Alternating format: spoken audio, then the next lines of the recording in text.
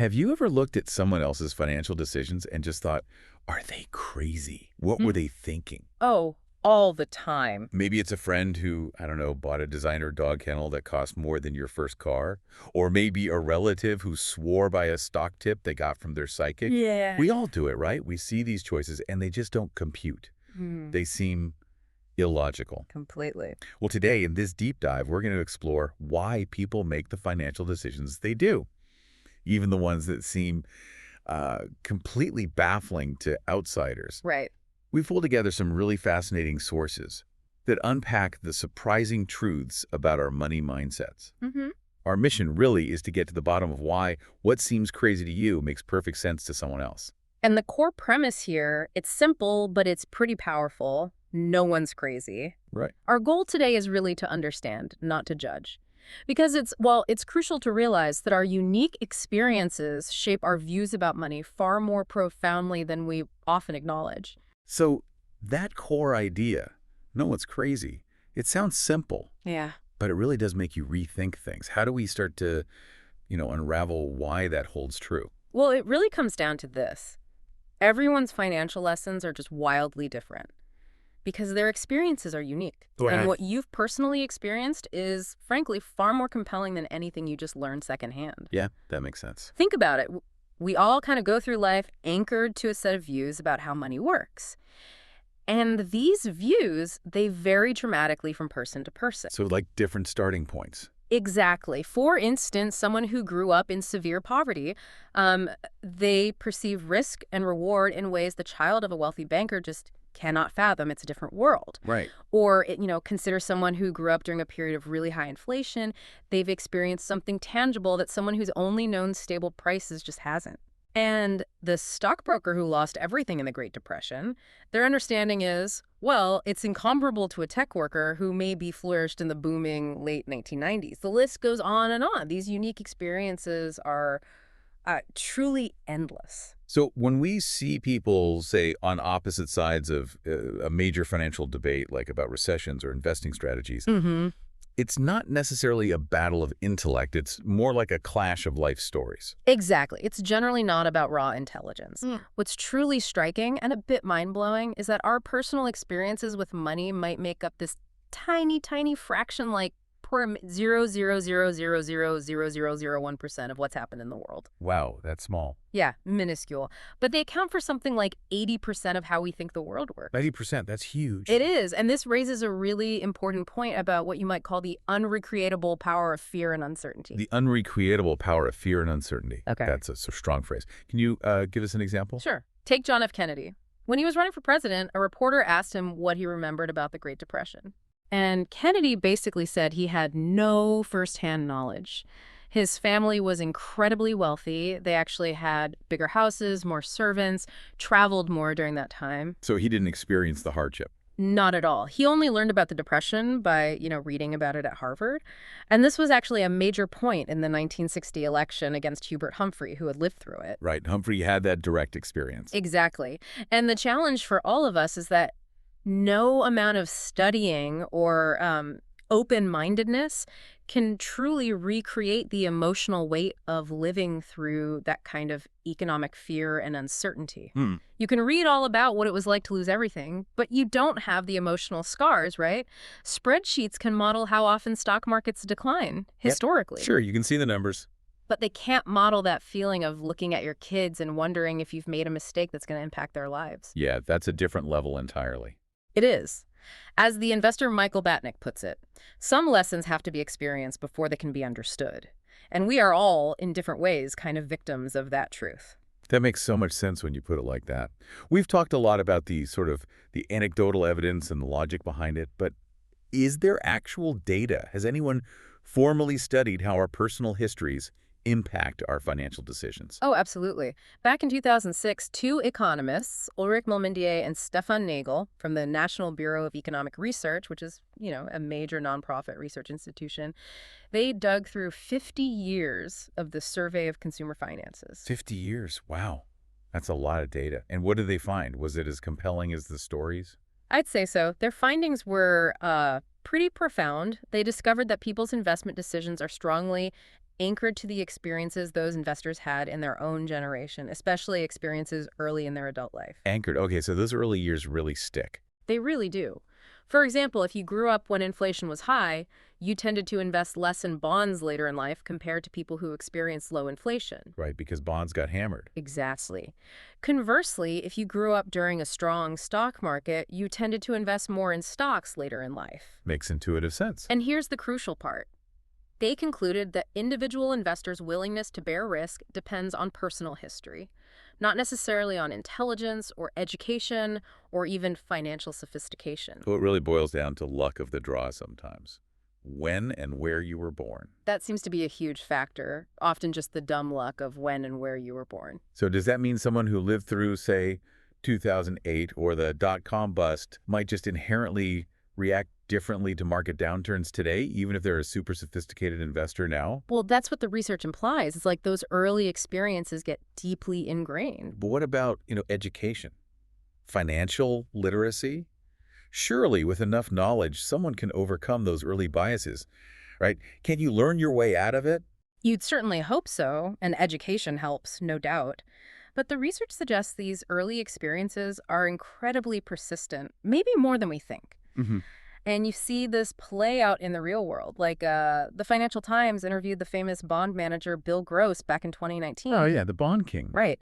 And he openly admitted he probably wouldn't be where he is today if he'd been born maybe a decade earlier or later. His career just happened to coincide almost perfectly with this generational collapse in interest rates. Ah, so falling rates made bonds look amazing. Exactly. It made bonds seem like wealth-generating machines to him. But, to his father's generation who lived through higher inflation, those same bonds might have seemed like wealth incinerators. Wow. Same asset, totally different perception based purely on timing. It's all about perspective shaped by experience, even for the most brilliant financial minds. That dumb luck of birth year is really powerful. Can you give us some more concrete examples of how different birth years would just radically shift someone's financial view? Yeah, absolutely. So say you were born in 1970. Okay. During your teens and 20s, those really formative years, the S&P 500 increased almost tenfold, even after adjusting for inflation. Tenfold. That's incredible. Right. That's an amazing foundational experience with stocks seeming like a sure thing. But if you were born, say, in 1990, the market was very, very different during your formative years. You saw the dot-com bust, then 2008. It leads to a completely different view on how the stock market works. Totally different lesson learned. Or think about inflation. If you were born in 1960s America, prices more than tripled during your teens and 20s. You might remember gas lines, stagflation. And so as my parents told me. Exactly. But if you were born in 1990, inflation has been consistently low your entire life. Yeah. It's probably never really crossed your mind as a major economic threat. It's just background noise. And this goes beyond just birth year, right? You mentioned socioeconomic factors too. Oh, absolutely. The scope broadens dramatically there. Take November 2009, deep in the Great Recession. America's nationwide unemployment was around 10%. Which was high. Very high. But it wasn't 10% for everyone. For African-American males aged 16 to 19 without a high school diploma, that rate was nearly 49%. 49%. That's staggering. It's almost unbelievable. Now, contrast that with, say, Caucasian females over 45 with a college degree. Their unemployment rate was just 4%. Wow. Same country, same time, vastly different economic realities. Precisely. And these differences extend globally, too. Think about World War II. Okay. Think about the impact on German and Japanese stock markets and economies. Entire regions bombed out. German farms, post-war, could only produce enough food for maybe 1,000 calories a day per person for a while. Devastation. Total devastation. Now, compare that to the U.S. economy during that same period. It was booming. The stock market more than doubled from 41 through 45. Right. The war effort boosted the U.S. economy. Exactly. So what this all tells us is, well, you shouldn't expect members of these vastly different groups to think the same way about money, or respond to financial information identically, or even trust the same sources of advice. Because their fundamental view of money was formed in completely different worlds. That's it. And when that's the case, a view that one group finds outrageous or crazy can make perfect sense to another. Sometimes the numbers and theories, they only tell part of the story. Yeah. To really get these profound differences in perspective, you almost have to look at individual experiences, right? You do. That Foxconn sweatshop story you mentioned earlier, this seems like a perfect example of this. Tell us about that again. Yeah, it really is. So the New York Times ran a piece, detailing the working conditions at Foxconn, the huge Taiwanese electronics manufacturer. Right, making iPhones and other things. Exactly. And American readers were, quite rightly, upset by the often atrocious conditions described. Long hours, low pay, tough environment. Yeah, I remember the reaction. But what's fascinating, truly fascinating, was a response in the comment section from the nephew of a Chinese worker there. He wrote in and he explained that his aunt had worked in what Americans call sweatshops. He acknowledged it all hard work, long hours, small wages, poor conditions. No argument there. But then he revealed something just eye-opening. Before working at Foxconn, his aunt had been a prostitute. Oh, wow. Yeah. And so, from her perspective, the factory job, despite all its challenges that seem horrific to us, was a profound improvement. An improvement Because it meant her body wasn't being exploited anymore in the same way. It gave her a different kind of maybe dignity or control, even within those harsh factory conditions. it completely reframes it, doesn't it? It Yeah. really challenges our immediate sort of black and white thinking. It absolutely does. It shows how relative poor conditions or improvement can be depending on your starting point and your alternatives. That anecdote is incredibly powerful. It really hammers home the point that every financial decision a person makes, whether it seems logical to us or not, actually makes sense to them in that moment. Exactly. It checks the boxes they need to check based on their reality. They tell themselves a story about what they're doing and why, and that story is shaped by their own unique experiences. They might be misinformed, sure, or have incomplete information, maybe be bad at math or misjudge the consequences. Oh, possible. But in their mind, in that moment, it works. It makes sense. Which brings up an important question. If this is true, how do we explain something that seems so clearly crazy to many of us, like buying lottery tickets? Ah, yeah, the lottery. Good example. The stats are pretty wild. Americans spend more on lottery tickets than on movies, video games, music, sporting events, and books combined. Combined. That's unbelievable. And who buys them? It's primarily low-income households. They spend, on average, about $412 a year. That's 4 times the amount spent by the highest income groups. $400. Yeah. And wasn't there a stat about emergency funds? Yes. Shockingly, 40% of Americans can't come up with $400 in an emergency. So the people buying $400 in lottery tickets are often the same people who don't have that tiny safety net. That does seem crazy on the surface. It really does. When I first looked at those lottery stats, I admit I found it baffling. It just didn't compute with conventional financial wisdom, Of course. But then, if you really try, if you strain a little to step into that mindset, the why starts to maybe emerge, doesn't it? How so? Well, you can almost imagine their reasoning. It might go something like this. Look, we live paycheck to paycheck. Saving, that seems completely out of reach.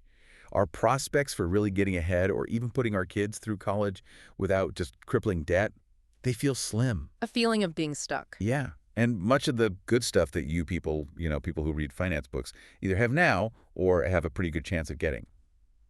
Well, we don't.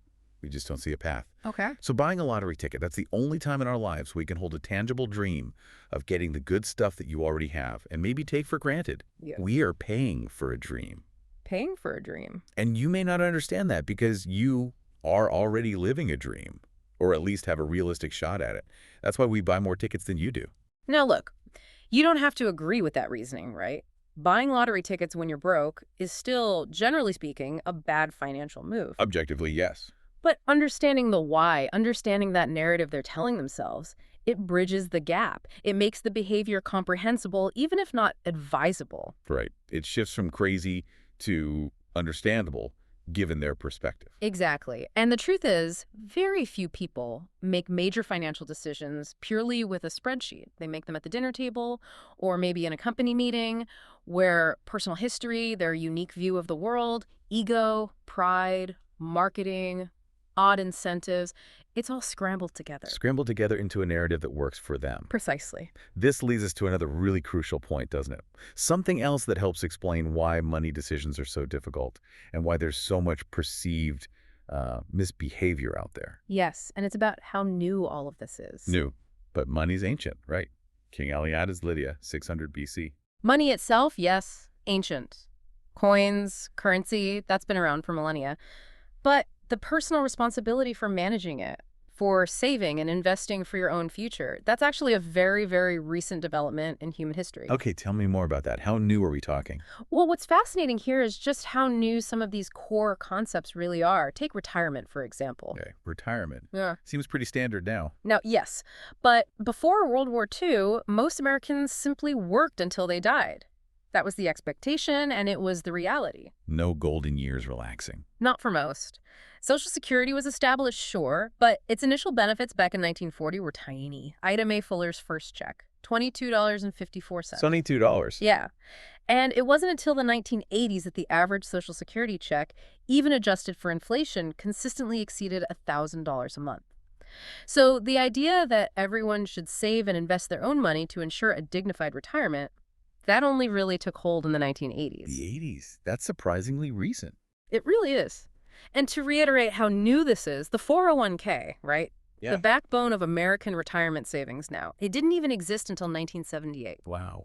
And the Roth IRA, born in 1998, if it were a person, it would barely be old enough to drink legally in the U.S. That's incredible. So these cornerstones of modern personal finance are younger than many of the people using them. Absolutely. And the same pattern holds for college education. How so? Well, the share of Americans over 25 with a bachelor's degree went from less than 1 in 20 back in 1940 Tiny percentage. to about 1 in 4 by 2015. And during that same time, average tuition rose more than fourfold adjusted for inflation. So more people going and costing way more very quickly. Exactly. Something that big and important hitting society that fast. It helps explain why so many people have made maybe poor decisions with student loans over the last 20 years. There just aren't decades and decades of accumulated experience for society to learn from. We're essentially winging it. We're winging it. And modern investment vehicles, also very new. Broad market index funds, the easy way to invest across tons of companies. They're less than 50 years old. Less than 50. Hedge funds, they really only took off in the last 25 years or so. Even widespread consumer debt, mortgages, credit cards, car loans, didn't truly explode until after World War II, partly spurred by things like the GI Bill. It's kind of like that analogy.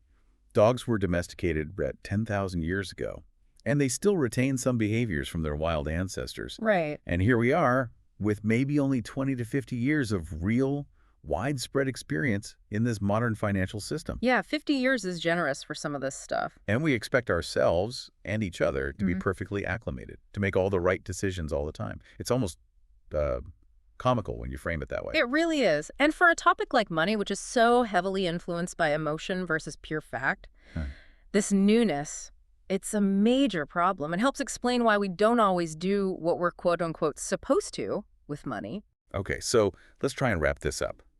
To summarize our deep dive today, we all do things with money that might seem crazy to others, but it's often because we're all relatively new to this complex game, and we're operating from our own unique set of experiences that fundamentally shapes our perspective. That's the core of it. So no one is truly crazy. We're all just making decisions that make sense to us in that specific moment, given the story we've built from our own lives. Right. And maybe a final thought for you to consider as you go about your week. Think about someone whose financial decisions you might judge, maybe someone you see as irrational. Okay. Instead of just dismissing them outright, take a moment, ask yourself, what personal experiences might have shaped their unique story? What could make those choices seem perfectly logical to them? Flipping the perspective. Exactly. And then maybe ask, what does that contemplation tell you about the assumptions you might be making about money and about how the world works?